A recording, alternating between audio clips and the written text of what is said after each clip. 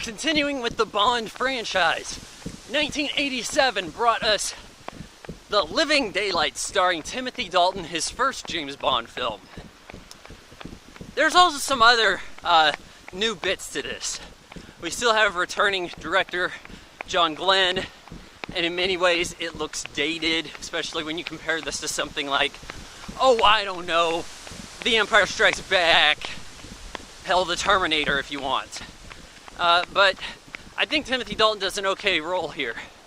He's got a little more hair than he does just 2 years later in License to Kill. I think that, you know, they saw the hairline going down and they started panicking. The box office return wasn't so good, and that's part of that. You also have a new Moneypenny in this one. I think she only stuck around for like 2 movies though. But the rest of the players are the same. Q, M, well the M we had until recent, in the recent movies there with Roger Moore, they're carried over. You start out, there's a mission. It's a training exercise in Gibraltar, I believe. James Bond is among several double O's who parachute in for this training course challenge, and some of them are getting killed. Some of them are getting knocked off. Then we learn that well, Bond has to chase a guy down. He hops on the back of a truck, cuts through the top of the canvas on the truck, and then tries to pull the guy out and everything. Steers off a cliff. But he has the parachute, an extra parachute, I guess, or so he's okay, but there's some holes in it. Lands on a boat where some girl's like, oh, how come I can't meet a real man of action? And James Bond's like, hey, I need some, get me to the authorities. Well, we can wait an hour. Do-do-do-do-do-do-do, right? Actually, the theme song here is really good. I like this one. Aha's The Living Daylights. Oh, the living daylight, dun-dun-dun. This is a good track. I think a lot of people compare it to the View to a Kill by Duran Duran. Say, hey, we need another rock pop type group. We wanted this specific sound. This Bond film actually has some pretty good score in it overall. There's a lot of parts where the music is just kind of amping up. And I feel like the humor level has been brought down. People say that Dalton is the action Bond. He doesn't seem to spend a whole lot of time wooing the girls. Well, plot picks up. We're in I think Moscow, Russia. There's a defect going on, and they're going to transport this guy Yurgi, this general, through a pipeline. They're going to put him in the pipeline in a chamber and whisk him through to the other side so they can rescue him.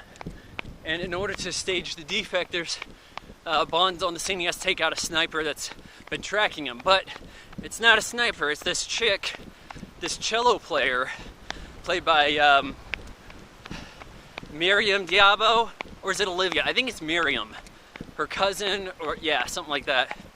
This other chick, you've seen her in Conan the Destroyer in Wonder Years. But this guy, you really don't see her too much after this. I thought she's a pretty cute Bond girl.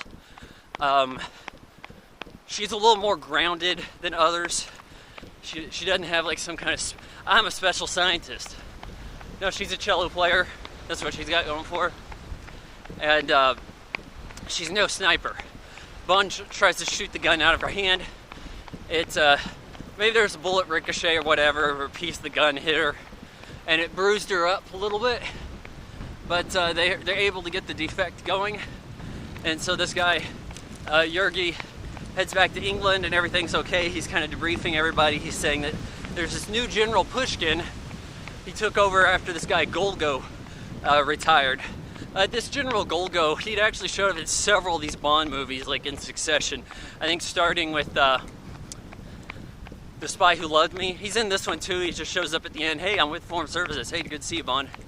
Kind of an ally, at times rival, but not bitterly so. But anyways, he's this Pushkin is going to go after the double O's or something. There's a plan to steal some warheads, sneak them around, something like this. And Bond and everybody's kind of like, well, we're not so sure about this. We need to talk to Pushkin. Well, you need to have him killed. They're like, well, so we have to kill him first, huh? So then this guy, Yurgi, gets abducted. There's this dude who, as Bond villain henchmen go, this guy, he kind of just has a voice ability. Like, he can do impressions. So you're never really sure what accent he's speaking with. What's his natural voice, what have you. And he abducts him out of the safe house place they had in England. James Bond now has an Aston Martin. It's a V8. I think they're calling it a V8 at a time, V8 Vantage. It's pretty cool. One of the better Bond cars.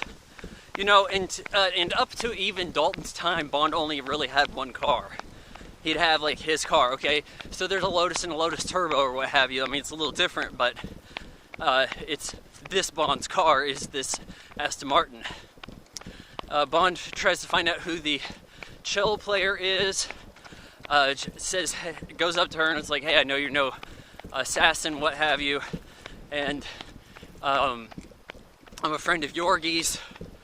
And we got to go meet him in, like, Vienna. Oh, okay, well, we got to sneak you over here. And in order to do this, they're being chased. They get an Aston Martin. It has, like, this outrigger effect on it so that it can go in snow. Have a pretty cool little snow sequence here. It can shoot shit. I think lines up some missiles and all. You know, it works out pretty well. And the price on these has really shot up in recent years, too. Price on these cars. So, they eventually have to jettison the car. I don't think it's destroyed. They just kind of crashed into a snowbank. Then they hop into the cello's case and slide down a mountain on it. It's kind of a fun sequence. The cello takes a bullet. It's a Stradivarius, like, super expensive. It's like $1 million in the day. Hell, there's no telling how much. Maybe it's gone up like the Fabergé eggs.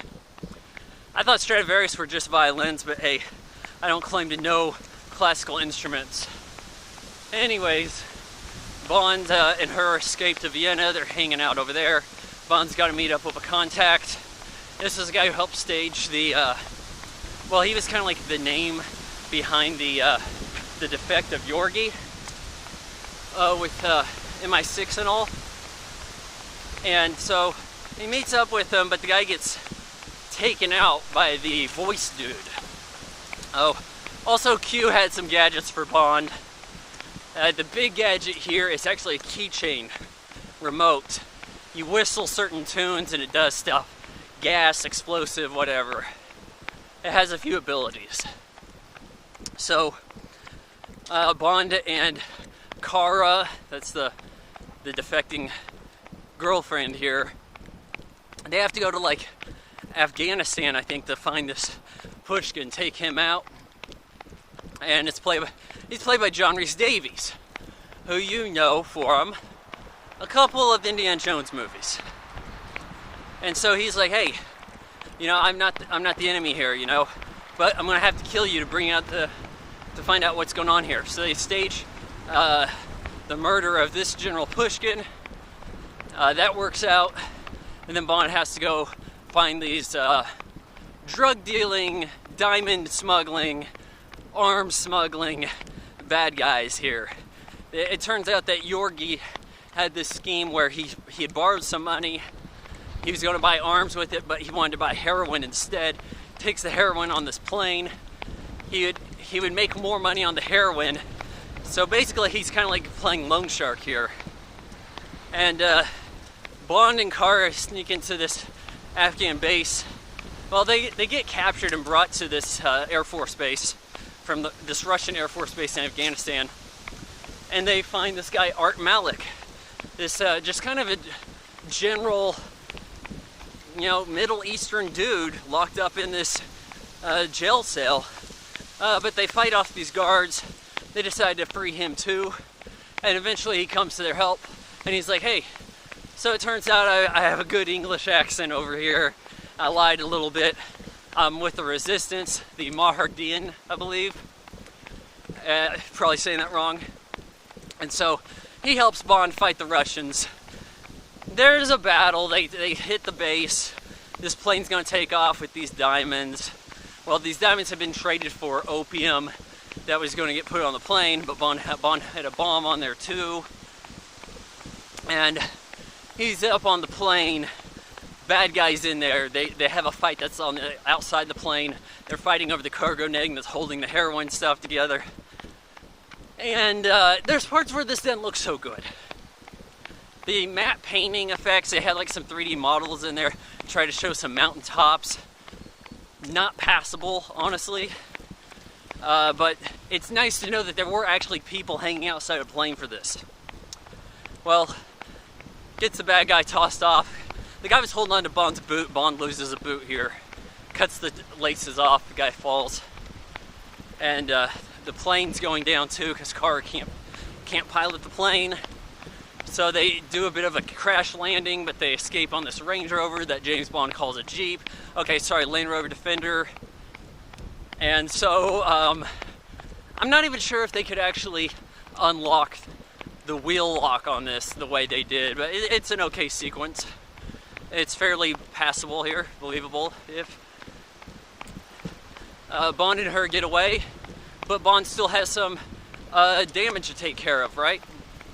And he goes and confronts the arms dealer, Whitaker, played by Joe Don Baker, who shows up later in Bond movies as a CIA dude. Like, what the hell? Not even that many apart. It's kind of weird to bring him back.